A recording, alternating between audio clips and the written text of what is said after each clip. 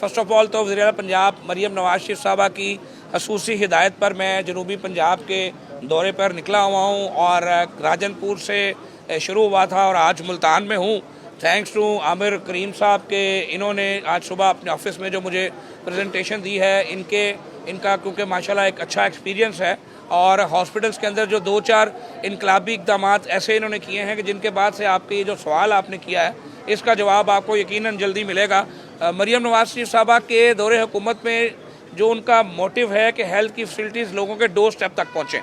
मैं थोड़ा सा आपकी इस बात से डिसएग्री इस तरह से करता हूँ टेक्निकली कि सरकार के जो अस्पताल हैं ये किसी को इनकार नहीं करते। अगर इनके अंदर 100 बेड है और 200 पेशेंट आ गया है तो ये नहीं कर सकते कि वो कहें कि बाकी 100 बंदे चले जाएं।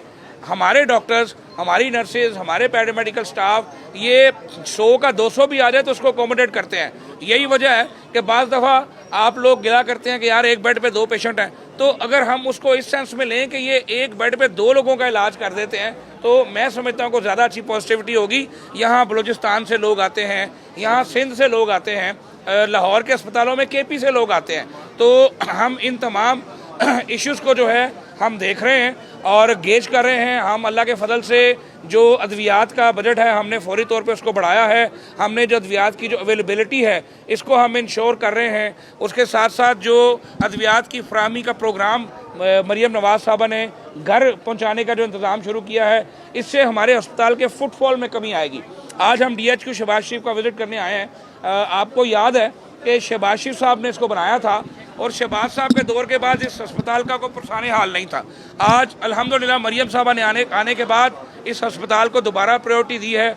मैं आज इसकी डेफिशिएंसीज देखने आया हूँ, इसमें जो नकाइस हैं उनका जायज़ा लेने आया हूँ और इंशाअल्लाह ताला इन नकाइस का जायज़ा लेकर यहाँ HR को भी बढ़ाएंगे, यहाँ मेडिसिन का बजट भी बढ़ाएंगे, यहाँ पर जो फैसिलिटीज़ रिक्वायर्ड हैं वो भी मज़ीद देंगे। मैं सब अच्छा देखने नहीं आया, मैं इसकी बुरी बातें देखने आया हूँ और आप मीडिया के साथियों को मैं इस बात का यकीन दिला रहा हूँ कि हम बेटरमेंट करने के लिए आए हैं। इंशाअल्लाह ताला बेटरमेंट करेंगे। कल भी काम हमने किया था और आज भी काम हम कर रहे हैं। दरमियान में यहाँ कुछ नहीं हुआ।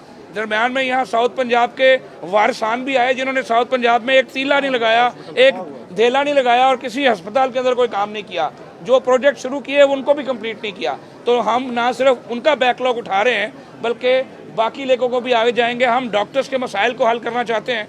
जो डॉक्टर हमारा जो प्राइवेट सेक्टर में काम करता है उसके साथ जो सलूक हो रहा है उसको भी ठीक करना चाहते हैं। सरकार के सेक्टर में जो डॉक्टर्स हैं उनके साथ अगर कोई ज्यादती है तो उसको भी दुरुस्त करना चाहते हैं।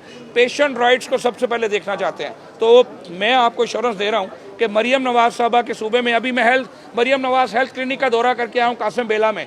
वो फैसिलिटी जो गंदी तरीन फैसिलिटी थी थोड़ा अर्सा पहले तक, आज state of the art facility में तब्दील हो चुकी है। आज वहाँ पे डॉक्टर जो है बैठा अवेलेबल नज़र आता है। हमने उसका टाइम को 8 बजे तक इंश्योर किया है कि डॉक्टर जो है वो 8 बजे से पहले वहाँ से ना जाए। ये वही जगह हैं जहाँ डॉक्टर आते नहीं थे या वो इस काबिल नहीं थी कि डॉक्टर वहाँ बैठ सके। आज हमने डॉक्टर के बैठने के लिए रिस्पेक्टेड जगह का इंतज़ाम किया है। ये जो कल्चर डेवलप हुआ है, जो 2500 BHUs को रिवैम्प करने का, 300 RHCs को रिवैम्प करने का, फैसिलिटीज़ जो हैं लोगों के डोर स्टेप तक पहुंचाने का, इसका क्रेडिट मरीम नवाज़ साहबा से कोई नहीं छीन सकता और यही चीज़ जो है मुस्तकबिल में आपको इंशाल्लाह आगे लेकर जाएगी। हम कैथ लैब्स में इजाफा कर रहे हैं।